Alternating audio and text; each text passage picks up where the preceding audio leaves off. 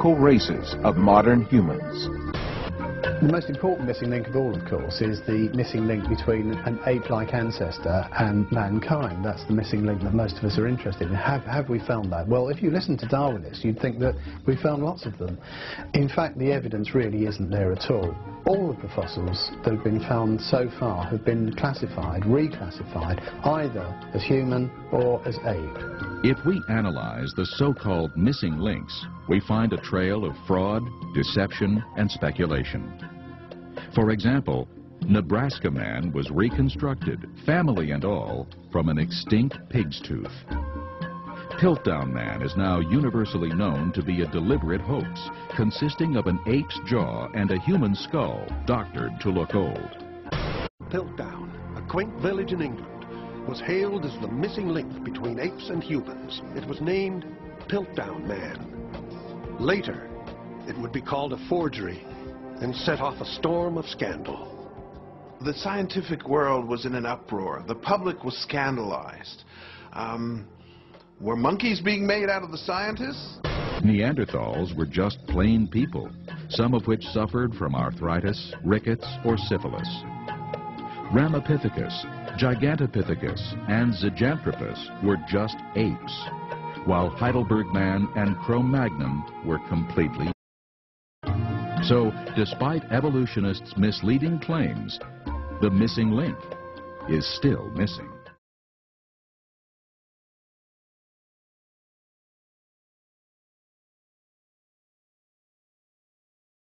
Her name is Ida. She's 47 million years old, and you're looking at one of our ancestors. She is, according to scientists, a direct relative. Ida and her descendants evolved into humans. Since Darwin, mankind has been looking for the missing link, the primate that's at the root of our creation. And this is she. Now people can say, okay, you say we're primates, like monkeys and apes, and that we came from very simple, generalized mammals. Show us the link. The link, they would have said, until now, is missing.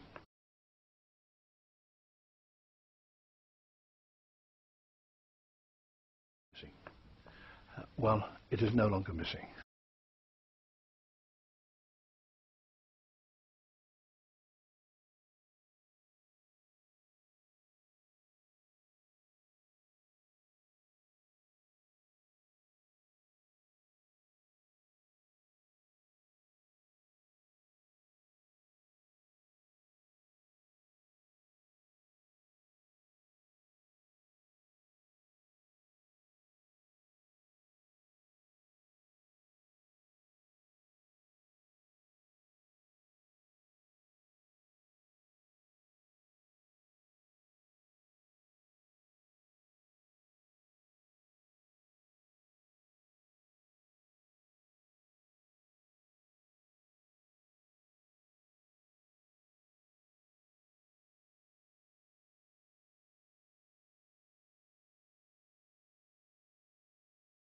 There is a lot of excitement tonight in the world of science over a find that scientists are saying walked the Earth more than 4 million years ago.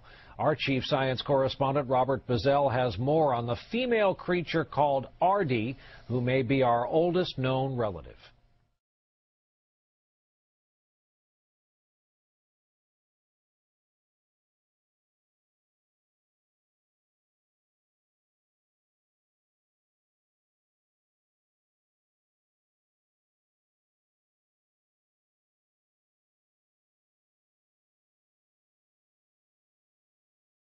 Dave Phillips is professor of paleontology at the Master's College. He discusses that among the bones that have been found, there is a great lack of articulated or complete skeletons. These remains are almost always highly fragmentary. We don't find nicely articulated skeletons. You find little teeny fragments remains, perhaps a part of a jaw or mandible. Or you might find a piece of a limb bone, or you might find a few fragmentary bones from one individual skull. When it comes to the alleged sequence of human remains said to demonstrate evolution, we find this completely wanting. We do not find the intermediate forms necessary to document that.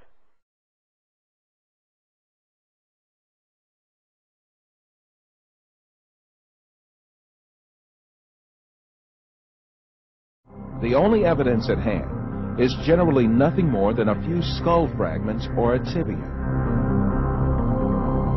The hair, skin, nose, ears, lips, or other facial features of a living being cannot be determined from its bone remains. Evolution has shaped these soft tissues, which leave no trace in the fossil, to suit the purposes of their theory, and produce imaginary reconstructions in their workshops. Ernest Houghton from Harvard University states that these drawings have no scientific value. You can, with equal facility, model on a Neanderthaloid skull the features of a chimpanzee or the lineaments of a philosopher. These alleged restorations of ancient types of man have very little, if any, scientific value, and are likely only to mislead the public.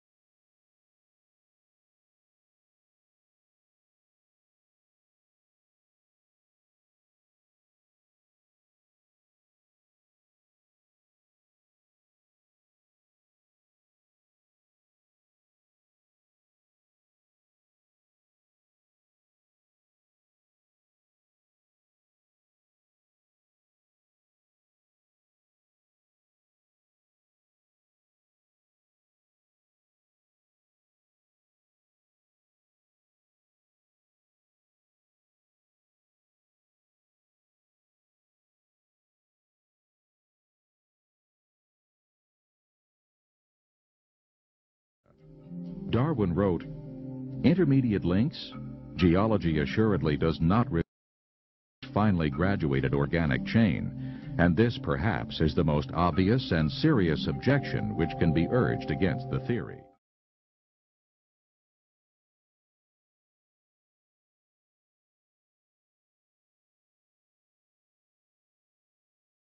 Darwin was aware that the fossil record did not contain any of these hypothetical intermediate forms.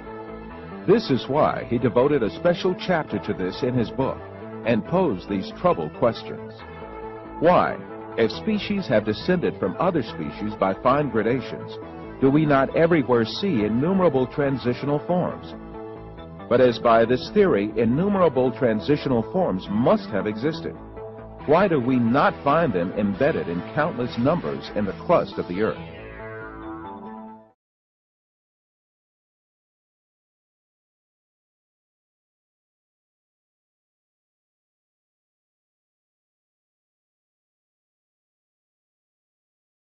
For instance, a 400-million-year-old shark and a modern shark have exactly the same structure. Similarly, there is no difference between a 100-million-year-old ant and a modern ant, a 135-million-year-old dragonfly and a modern dragonfly, a 100-million-year-old turtle and a modern turtle, or a 55-million-year-old bat and a modern bat.